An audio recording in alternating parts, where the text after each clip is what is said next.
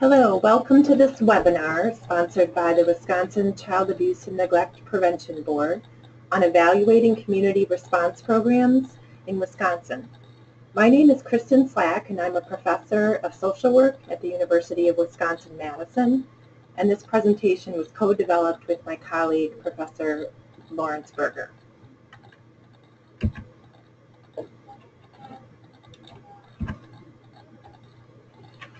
This is an outline of the presentation. I will first give a brief overview of the Community Response Program in Wisconsin, and then talk a bit about the context of social welfare program evaluation.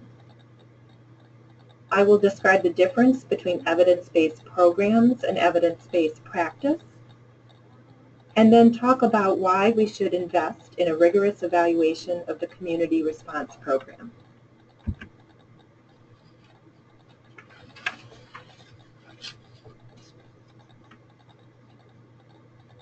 CRP is a voluntary program for families who have been reported to Child Protective Services, or CPS, for alleged child maltreatment, but whose cases are either screened out or closed upon initial assessment. This group of families diverted from CPS has not traditionally been the focus of any systematic prevention efforts, despite the fact that in Wisconsin, approximately 1/4 of these diverted families have another contact with CPS within 1 year. The intervention is delivered outside of the CPS system to ensure that families understand that there are no CPS-related consequences of declining participation or dropping out of the program at any point. The CRP intervention is intended to be short-term and is focused on reducing the need for future CPS involvement. Clients determine their own needs and goals, and the CRP program staff work with them to identify community services and resources. A more detailed overview of the evolution of community response and the various components of the intervention are offered in a separate webinar. Child maltreatment prevention can be viewed along a continuum reflecting the voluntary or involuntary nature of the service. The most common type of child maltreatment prevention service is voluntary, community-based, and designed to address the needs of the family as a whole. There are variations on this model, but some common examples include home visiting programs, family resource centers, parenting support groups, and resource linkage services. Because of the voluntary nature of these programs, they typically involve client families who have initiated help seeking on their own, although many also actively recruit clients or rely upon referrals from other agencies and services. These programs most often operate entirely outside of the formal child protection system. On the far right side of the continuum is traditional child protective services. If a family is reported to CPS, screened in, investigated, and found to be in need of ongoing services, CPS can open a case and require families to participate in a variety of services. Prevention of future maltreatment remains a goal, but it is a tertiary or indicated form of prevention and often involves more intensive, longer-term involuntary services. In more recent years, many states and localities have implemented alternative response programs, also called differential response. These programs evolved in response to recognition that many families entering the CPS system have less severe needs, better served by working with families in a more collaborative manner and with fewer to no mandated requirements. Most alternative response programs are still delivered within the CPS system, and there are mechanisms in place to step up the intensity of services to a more traditional CPS approach. Community response is intended to fill a gap in the prevention service continuum. That gap involves families who touch the CPS system, but who are diverted because their circumstances do not meet statutory definitions of maltreatment. This group may be offered ad hoc referrals to community services at the point that they are screened out of CPS, but systematic efforts to conduct outreach to these families has not been common in the United States, despite research showing their high rate of return to CPS over time. Wisconsin's Community Response Program, initiated in the mid-2000s, is an effort to fill this gap in the prevention service continuum. Until now, it has not been rigorously evaluated. In order to make a case for rigorously evaluating Wisconsin's Community Response Program, it is important to understand the context of social welfare program evaluation in general.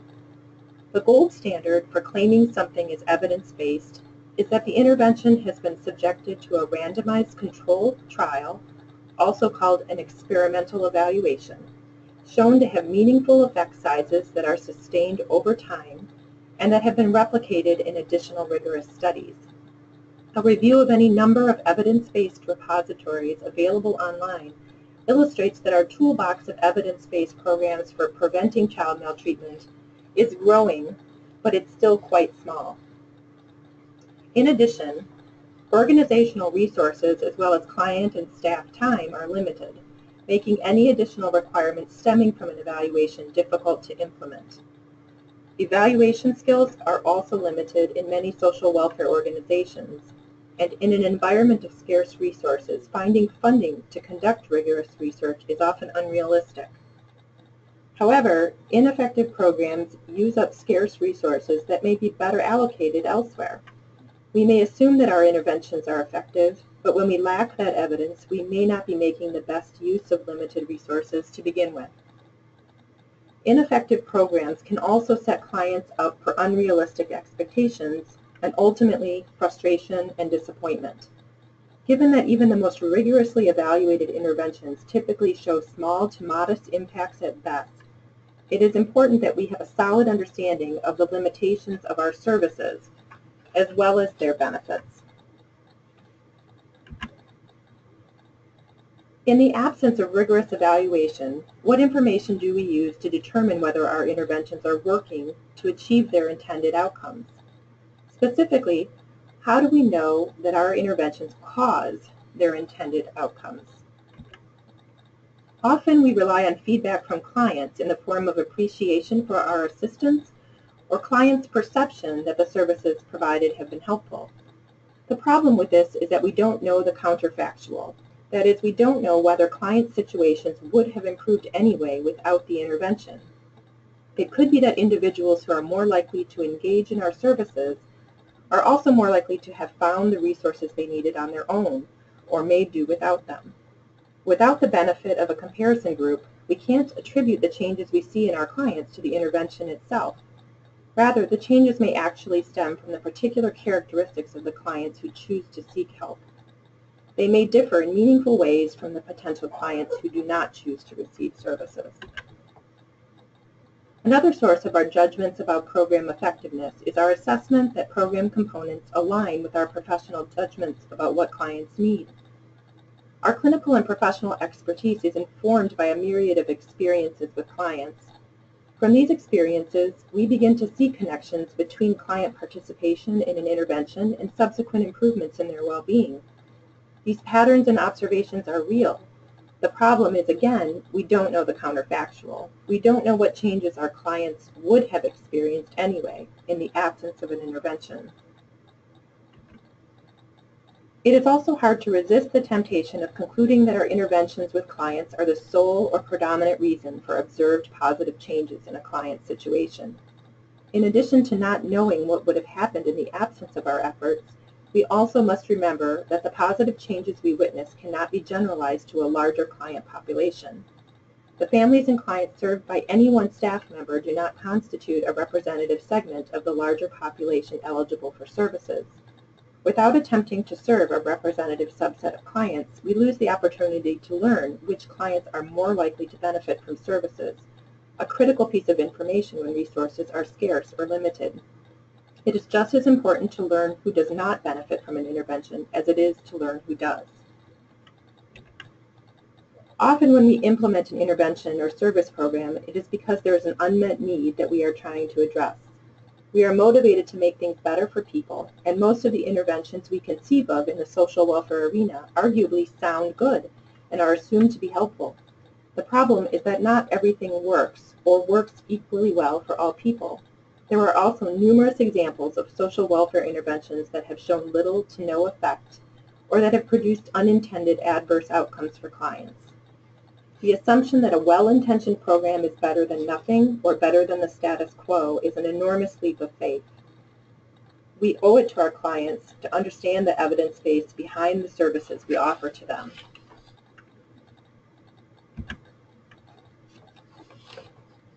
The gold standard for evaluating the effectiveness of a social welfare program or any program is random assignment or experimental evaluation. Random assignment into treatment and control or non-treatment conditions allow us to learn whether the changes we observe in our clients are the direct result of our intervention. While there are other strategies that attempt to isolate the impact of the intervention, none come close to being as effective as an experiment. The vast majority of research studies on child maltreatment prevention rely on non-experimental designs. Although it is often our preference to hand-select clients for an intervention or rely on clients who choose not to participate or who are dissimilar from program participants in other ways, when we use these strategies, we create lost opportunities. We lose the opportunity to build evidence about what works in child maltreatment prevention and the opportunity to learn which clients benefit the most and the least from any particular intervention. There may also be certain clients whom we would not expect to benefit from an intervention, but given an equal chance to participate, we learn that they do. When comparing two non-randomized groups, observed differences in outcomes cannot be attributed to the intervention, because the characteristics of the two groups will be different and could be the source of differences in outcomes. The power behind random assignment into treatment and control conditions is that it removes or significantly reduces the threat of a host of different biases that threaten our ability to truly learn if an intervention is responsible for producing positive outcomes for clients. If the randomization process is upheld and the sample size is sufficiently large, any differences in outcomes between the two groups can be attributed to the intervention. It is not uncommon for practitioners doing the real face-to-face, day-to-day work with clients to be skeptical or even opposed to research evaluation.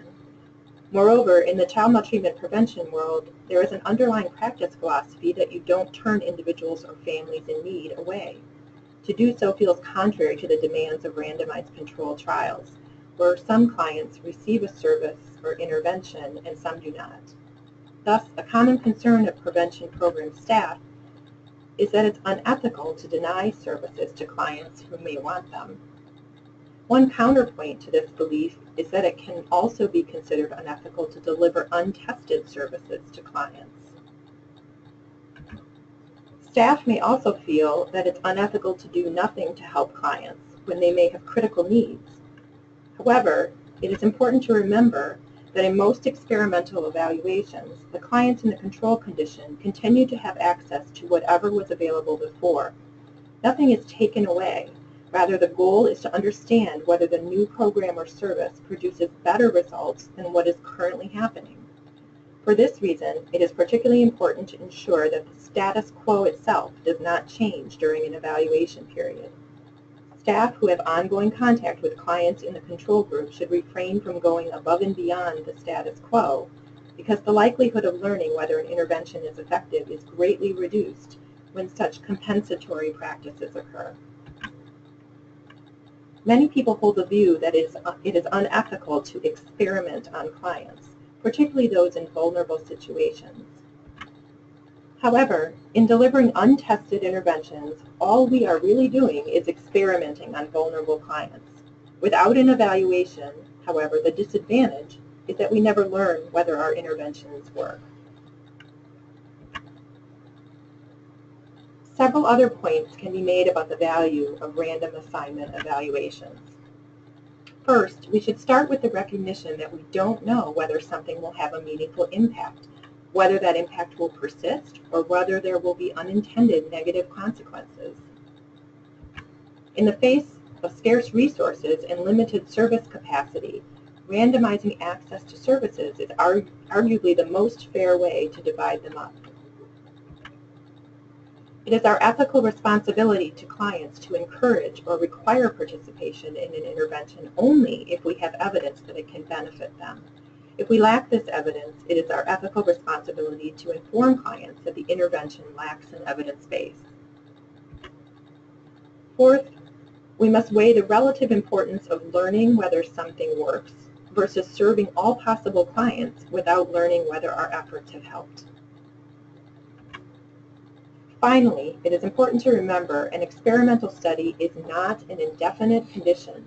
It is time limited, and if we learn our intervention works, the goal is to open up access to all eligible clients.